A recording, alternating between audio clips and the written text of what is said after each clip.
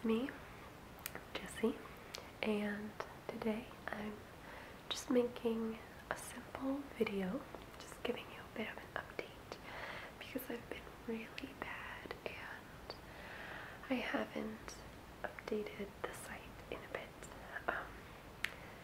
As I've told you, I live in Brooklyn and I'm a traveler, so basically I film these videos in the only decently quiet space in the apartment, and I sometimes have to rent it on Airbnb to make a little extra money, and I've had it rented for a bit, and I was also traveling a bit in Croatia and Slovenia, which I'm going to tell you about today. But anyway, I couldn't get into this room. I think I am going to do this little vlog update in a whisper voice to be extra soothing. Not too fancy a video, just giving you an update, maybe showing you a few things. Hopefully giving you some inspiration for a trip for yourself. So, I went to Croatia and Slovenia just because I had heard there was a lot of outdoor adventure types of things to do, as well as culture. So, I began in Zagreb. I'm going to go over the Croatian part a little quicker than the Slovenia part because the Slovenia part was my favorite. Oh, and when I'm talking, I'm going to do a bit of face brushing for you to also be a little more relaxed. Okay, so I began in Zagreb, the capital of Croatia, and it's beautiful. You see a lot of kind of this grand architecture, mix of styles. I believe it's mainly neo-classicism, but don't quote me on that. There is a lot of yellow buildings, bright yellow buildings, as well as a lot of green space. In Zagreb, they're very, very obsessed with beauty, aesthetics. Even in the winter, you'll find them sitting outside in these ambient cafes and sipping their coffees with the coats on. On Saturdays, it's market day, and it's an affair. Everyone gets dressed up, overly dressed up, to go to farmer's market, and then all of the restaurants and cafes become flooded. It's a big social thing, kind of cool, kind of a fun way to meet people. Another thing I really loved about Zagreb was the popcorn. I am obsessed with movie theater popcorn. The smell, the saltiness, it's amazing. Well, in Brooklyn, I only get to eat this when I go to the movies, which is rare because it's very expensive. But in Zagreb, they sell movie theater style popcorn on the streets for like the equivalent of less than $1. So I gained a lot of weight and I didn't even care because it was so delicious. So one really cool thing that I did in Zagreb was a historical bike tour, and we kind of weaved all over the city. I learned a lot about the history of the city, as well as, Croatia was part of Yugoslavia, and kind of a lot about that history, some sad parts about the Holocaust, Croatia's part in that, but also a lot of great things about the history. One short little story I'll tell you is when you go into the old town part of Zagreb, you'll be biking up. Basically, the city was started on two hills and spread from there. Well, on one of the hills, I think it was called Grodek, but again, don't quote me. There was a giant fire and everything burned down except a photo of the Virgin Mary, which is pretty crazy. So they actually have an entrance to that part of the city, and in this entrance, it's sort of like a very small tunnel. There is that very picture that survived the horrible fire, and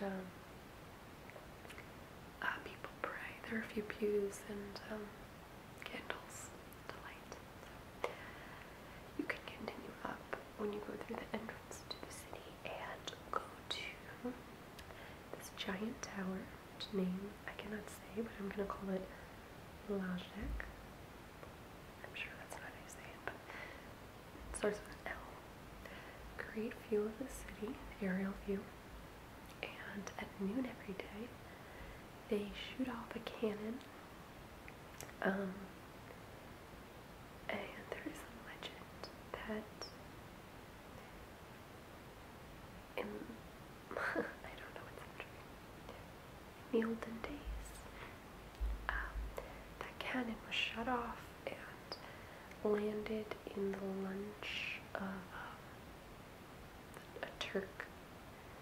And the Turks then were too afraid to ever take over, that area. So that was kind of interesting. So there is a lot of history I can tell you about, but I'll stop there because it was a 2-week trip and I have a lot to tell you. One thing I'm going to share with you that's kind of neat is a little trinket I got from the tour. Okay.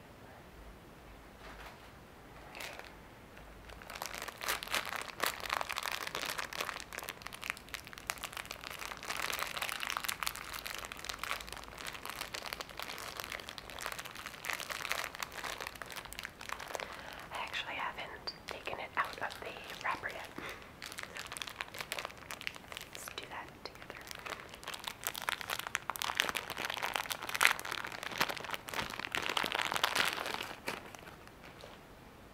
So,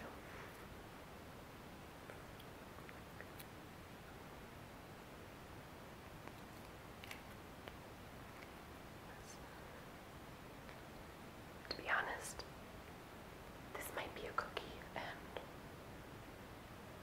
I'm really not sure.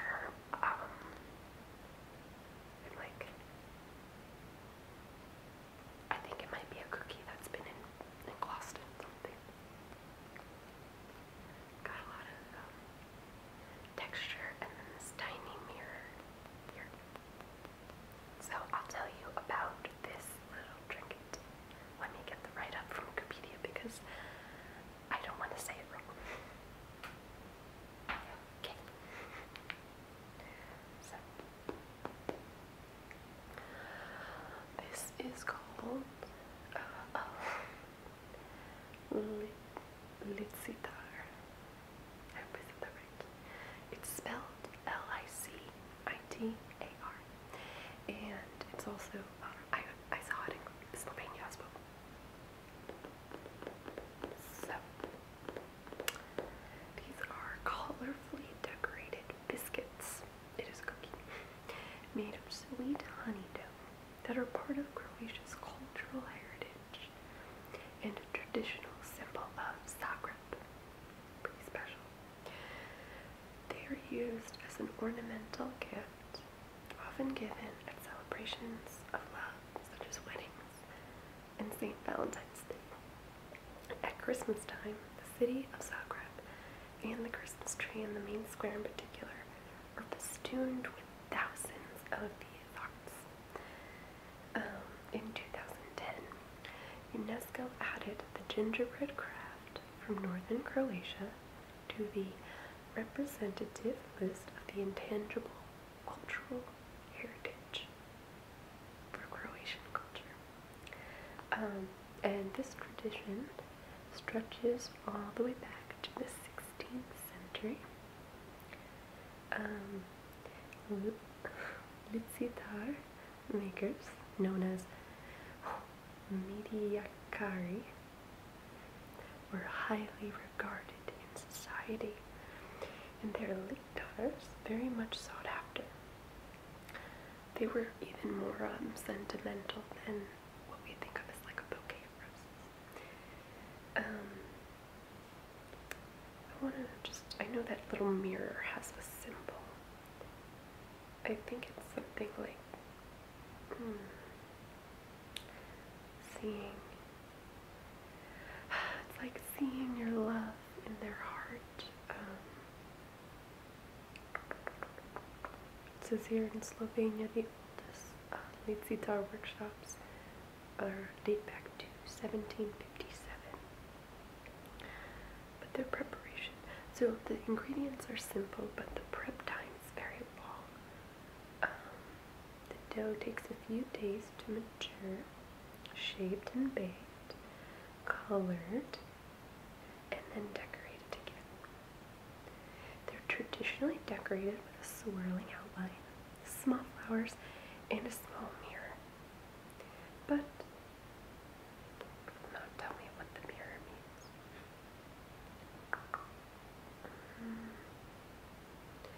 I believe it's something like if you give it to someone you love, they can see into your heart, something like that. But my litsitar is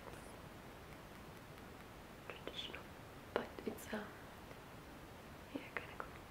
Hopefully you can see my love through this mirror to my heart.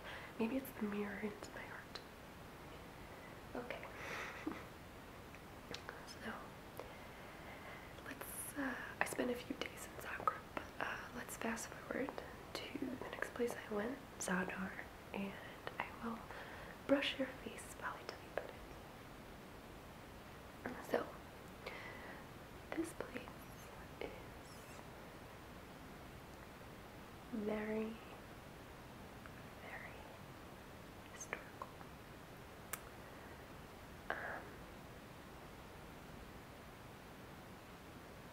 You walk around and there are ruins everywhere. Zadar itself has, over 20 churches. And the city center is on the water, and it's very walkable.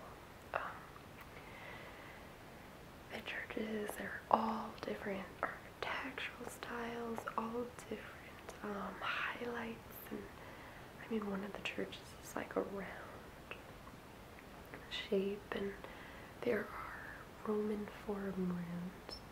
I actually stayed in, funny enough, a very modern hostel called Boutique Hostel Forum. I found it to be a bit futuristic, but they said it's not supposed to be. My room was like an alien world. But it was really, really nice, to be honest. Great view of the water and the rooms. I highly recommend it. They have private rooms, so don't think you have to be like super budget backpacker to stay there. Yeah, so that was really nice. I went off season, so wasn't too much going on, but come April, there's a lot more tours and bike rentals. One cool thing I saw was the sea orchids. Basically, you walk along the water and you get to this spot where you'll hear it, you've made it, and you look down and there's actually these openings in these steps on the sea, and the sea waves are basically playing music. It's pretty cool. So yeah, that was nice. From there I made a trip to this national park. You can make a trip to a few different national parks, but there's one that is known for its waterfalls. If you go there, just ask your hostel. Beautiful, really beautiful. Plitva Lakes is also accessible from there. I'm trying to remember exactly how to say the waterfall park name. I don't want to say it wrong, so just if you look up the Waterfall National Park in Croatia, it's accessible from Zadar and it's really nice. So I ended in Split, right on the water. Take a boat trip to these beautiful islands. It's also known for rock climbing, which I did and I highly recommend. But be careful because I made a silly mistake. And not when I was climbing, but when I was walking to the climbing start, I banged my head on a tree trunk and my head burst open. It ended up just being a surface wound, but it was super embarrassing and very bloody. So just, if you're walking in the forest, pay attention. I actually wasn't even on my phone, I was chatting with the guide. That was embarrassing. But the climbing part was good and I didn't get injured. So, from Split, then I went to Slovenia. So, in Slovenia, I took the overnight bus to Ljubljana, and I immediately went to the highlight of my entire trip, Herbal House. Now, the company is called Slow Locally. You can just Google Herbal House though, and you'll find it. And the woman who runs it, Vesna, picked me up from the town. She can't always do this, but she happened to be in the city and drove me to her herbal house. It's actually the house that she grew up in and her family lives there. You do a homestay with them and they're herb pickers. So, yeah, I got to pick herbs with them and I picked wild garlic, which interestingly I don't think I've ever seen before. I've had garlic, but this looked totally different. I don't have it, but this is kind of what it looked like.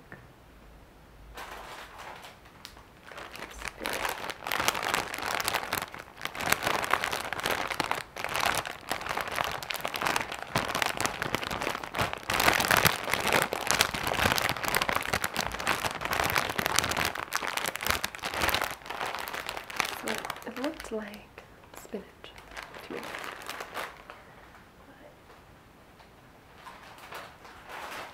Smelled completely different. We literally hiked into a forest full of wild garlic and it was like, just the smell was so amazing. We cooked with our parents, that was cool. We had a bottle of wine. I stayed in their house, which had herbs all over. I learned how they use the herbs and I saw the herb garden, and my pillow had herbs in it and the bed had fern on it, which is supposed to be good for, I guess, arthritis type of things. And we also made candulela, I think so you say the herb, body balm. What's this? We made it.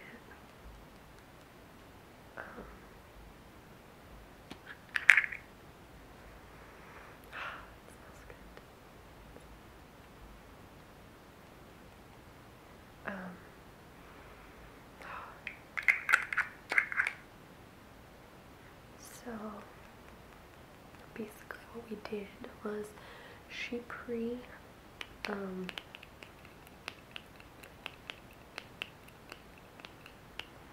pre-infused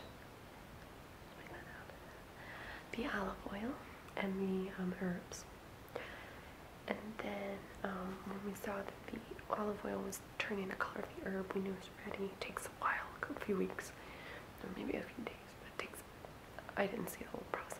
And then basically you use that oil, you mix it with some beeswax, and you kind of cook it together, and then it sits. It's, yeah, pretty interesting. So that was really amazing for me. It was super eye-opening. You know, seeing how a family lived in Slovenia and having those, funny discussions, hearing about, they grew up when the border, or when it was communist country, and from the homestay I did, I could walk to Italy and basically, like, sorry for that background noise, I have no idea what that is. Basically they would try to like smuggle in cheese and gum and candy, and like just hearing these stories was pretty amazing. And sharing our different experiences. Ljubljana. If you see that written, it literally looks like a cat walked over your computer. But it's Ljubljana. I hope I'm saying it exactly how it's supposed to be said. I'm not good with pronunciation. So yeah, basically there are no cars in the city center, and it gives it this kind of really social, relaxed vibe, especially with the river running through the city. It's lined with cafes and bars and restaurants, and you just kind of sit out there and enjoy yourself. It's really cool. And then from there I also did a bike tour because, as we know, I love bikes. That was interesting. Again, saw a lot of architecture. We left the city center a bit and saw things that are so close but maybe people wouldn't go to if they didn't book a tour. That was great. Watermelon Ljubljana by bike, it's called. There's a really cool area that we went to at the end of the tour called Nedelkova Cultural Park, pretty much. And oh gosh, it's just like a blast of crazy sculptures and colors and graffiti, and there's monsters like coming out of the walls, and rats drawn on the tables, just like really interesting signs, and it's really cool. It's galleries and bars and restaurants, music venues, and this hostel that used to be a jail. Sounds upstairs. And there's it used to be owned by the Yugoslav army, so it's got a lot of history as well. And that was really interesting. Another thing I did that I like highly recommend if you go there is to take a day trip with slow trips, SLO trips. And they'll do a variety of different hikes with you in one day, and lunch is included, and transport. So basically we drove into the Alps and the mountains, and went to a beach and hiked to all these different places in one day. And the morning started out rainy and just ended amazing, and we did one hike up into this cave that had a waterfall, and I didn't even care if that was raining. It was so just like interesting. And I had visited Lake Bled the day before, and oh wow, that's not overrated at all. Like, you should definitely see that. It's pretty amazing. I'll leave some links to some blog posts I wrote with photos so you can get a glimpse, but pretty amazing. And I got to see it the first day in the sun, and then the second day in the clouds and rain, and the two perspectives. It was beautiful both, but it was just really interesting. You know, people when it's raining or cloudy, they like, you know, don't want to go outside, but it's really interesting to see the world in these two different lights, like literally. I don't know, I kind of like the like eerie look, and then I bring my GoPro, so it's put the waterproof case on and I can still get some pretty interesting photos. There's like beautiful gorges near Lake Blood too that you can bike to. Oh, we cycled through the countryside, so I'll put some posts on the bottom so you can see exactly how to do all the things that I'm talking about. Honestly, and like, I found being from New York that it was very affordable. You know, I would drink a glass of wine on the water in Ljubljana and it would be equivalent to $2. And you know, the tipping culture isn't what it is in New York, where you round up the bill pretty much. Really nice. Trying to think what else. I stayed at a really cool hostel in Ljubljana as well that used to be a bank called Hostel Tresor. That was really, really interesting as well. They still have the bank theme, but obviously it's been updated. Yeah, and there was some great events. Really cool. Oh, I did a culinary walking tour. Ljubljana Jam. I think jam means yummy. Food walks. Got to meet a lot of local purveyors, see some cool concept restaurants. They have a few different kinds of restaurants, such as Second Violin, which has people with mental disabilities, or the wait staff. And then they have another one. This is the English names, I'm saying the Slovene names, I can't remember, but restaurant that works, and it is, okay, that's annoying. It's high school dropouts that are running this restaurant, so it's pretty interesting.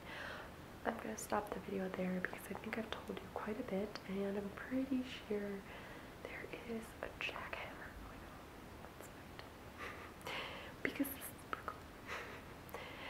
See, in Ljubljana, it would be so quiet, no cars in the street. That was like my favorite thing. I did not miss this jackhammering all the time, that stuff, but yeah. So, I hope you feel relaxed and also inspired to go on a trip to Croatia and Slovenia. Totally doable to do together, both offering a lot of things to do on their own as well though.